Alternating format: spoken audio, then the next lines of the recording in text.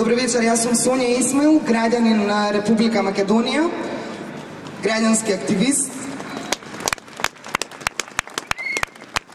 Јас не сум тука за да зборувам за прогонот и погромот кој што последниве години во континуитет се врши врз мене и врз моето семејство. Тука сум да ви прочитам нешто во име на сите дилеми мои и на моите пријатели. Чија е оваа борба?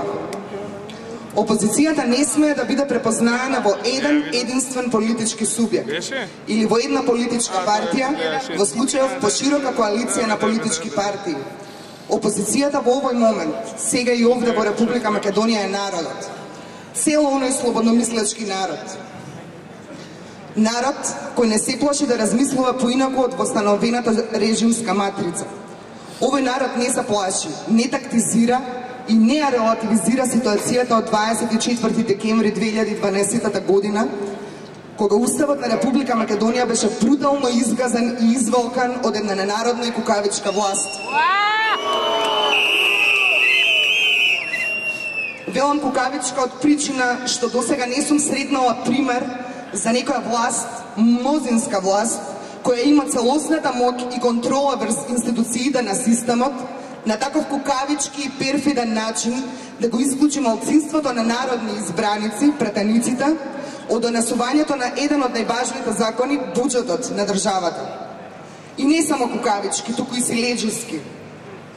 Никој никогаш не смее да заборави дека народните избраници и представниците на медиумите беа испрлени од законодавниот дом Собранието по наредба на мокниците властодржци на најгнасен и најсилеџиски начин. И никако, ама никако не смее да се заборави дека по името граѓанин и демократија тој ден исчезна како меури од сапуница. Но исто така не смееме да заборавиме дека имаше неколку немили настани кои што требаше да го вклучат алармот кај политичките партии кои што се прокламираат како демократски, либерални или како опозиција во моменталниот македонски политички контекст.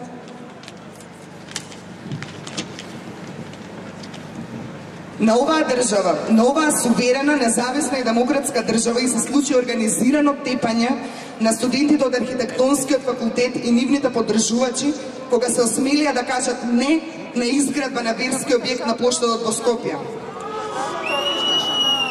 На истава држава, на истиот тој фамозен плоштад и се случи убиство на млад човек. Дури не свирепото убиство на Мартин Нешковски на прославата на изборната победа на владачката партија не го разбуди народот и не ја разбуди опозицијата. Па така, за жал, политичките партии од опозициониот блок не се спротиставија жестоко на овие настани и наседна на најевтиниот спин на центарот за лаги и манипулации, според кој на таквите протести нема место за политичките партии. Има, и тоа како има. Политичките партии кои во своето име ја содржат придавката демократска, мора да бидат први на браникот на демократијата. Дозволивме многу и сите ние имаме голем дел од одговорноста за оваа голгота што ни се случува.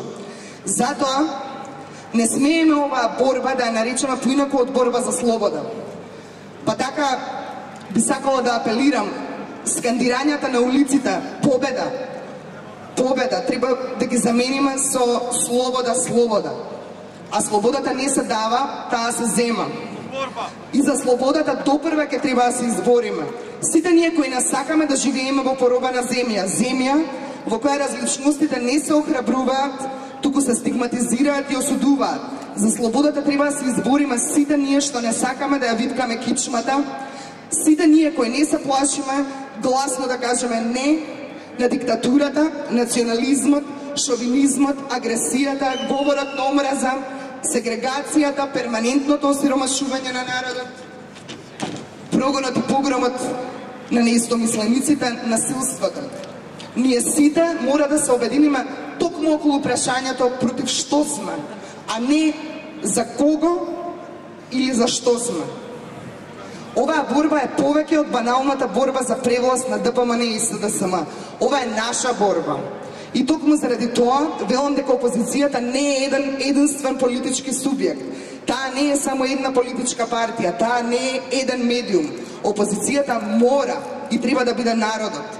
Ние сме тука не за вчера и денес. Ние сме тука за утре. Ова е борба за слободна Македонија. Ви благодарам.